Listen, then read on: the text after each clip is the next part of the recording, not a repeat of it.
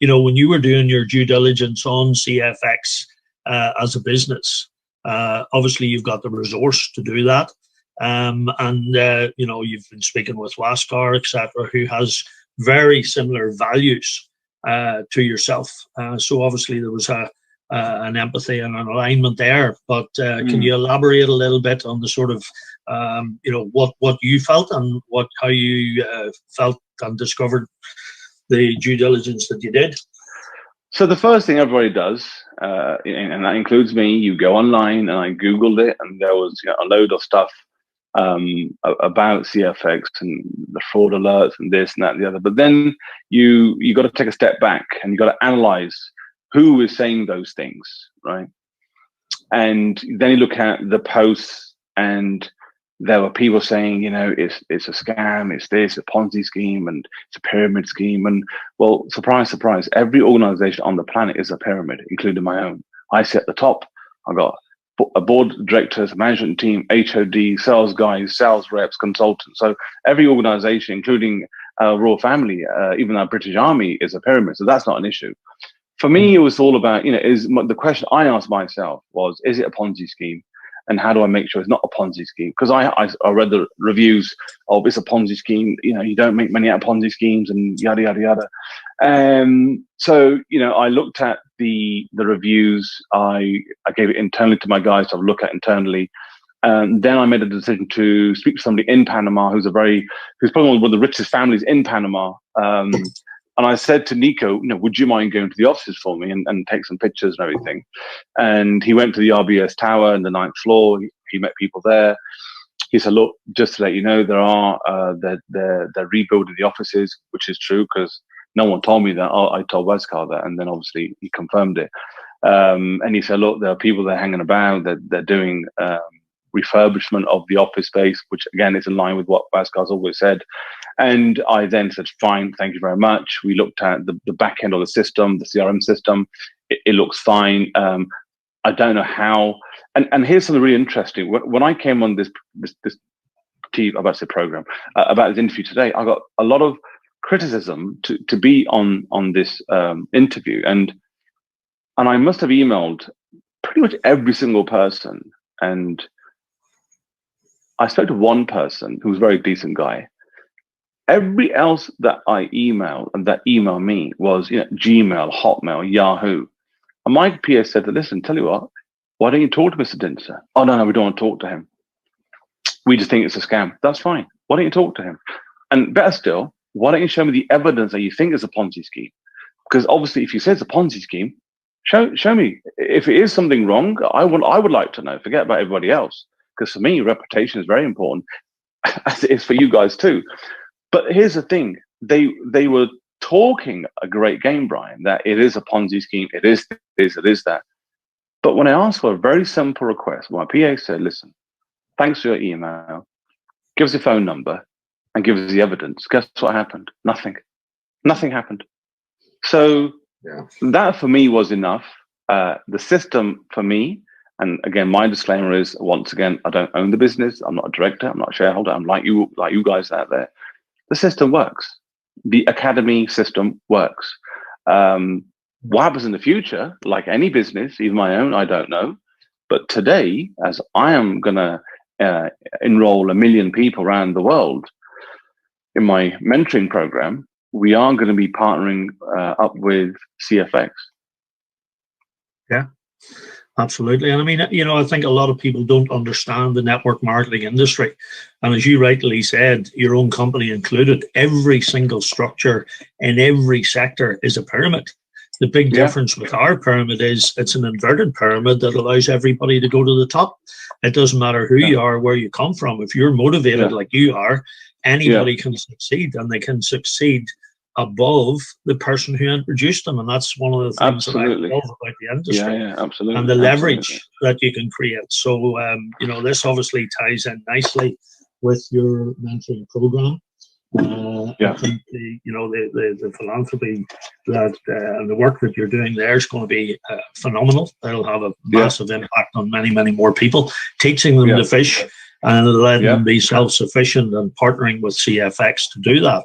I think is going to be fantastic. So, what encouragement would you give? Just finally,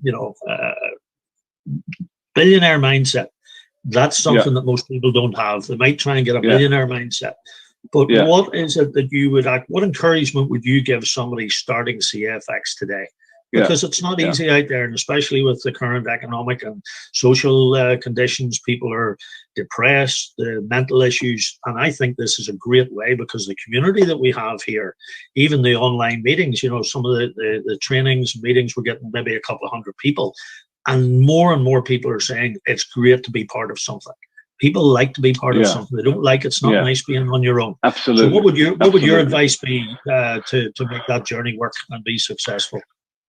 I think it's all about planning and preparation and purpose. So set yourself a goal, set how much money you want to earn on a monthly basis, 5, 10, 20, 30, 50 grand a month, whatever it is, and work backwards. So I've always, again, done that in my companies. I think go on to feed your mind, learn from your peers, team up, and quite rightly, Brian, in this current climate, there's a lot of loneliness, there's a lot of heartache, people are losing their jobs, but team up with somebody that is better than you, and that's what I've done. Hence why I talked to you, I talked to Bhaskar, I talked to Richard, and etc.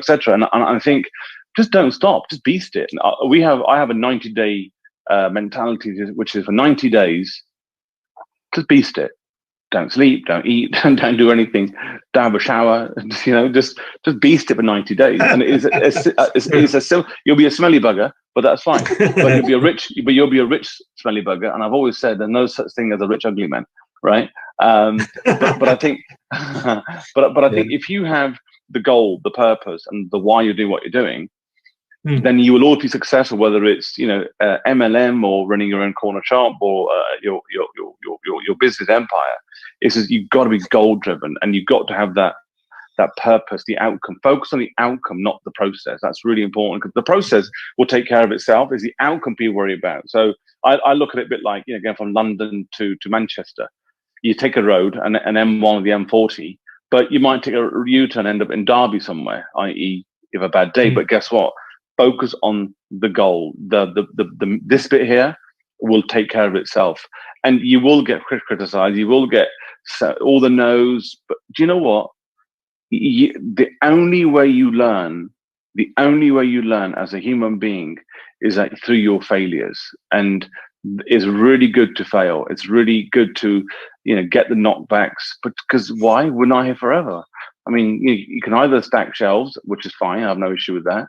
But I don't want to stack shelves. I don't want to read the headline. I want to be the headline. And with the team around CFX, honestly, and again, I don't own it. All I'm telling the guys that are listening is, for me, it works. Do your own due diligence. Hang around people that are better than you. Get mentored. Look at our mentoring program, and just don't give up, because we're not here forever. We are all gonna go. And what's there to lose? There's nothing wrong. I can't see anything that's wrong with it, other than it's different. It's different to what other people are saying. And then when there's something different, Brian, people get a bit nervous. But trust me, jump. It'll be fine. And I mean, that's it, because if it's outside the norm, it's all this caution. I mean, for me, one of the biggest lessons, and I think it is a privilege here, having the opportunity to do this call and interview with you.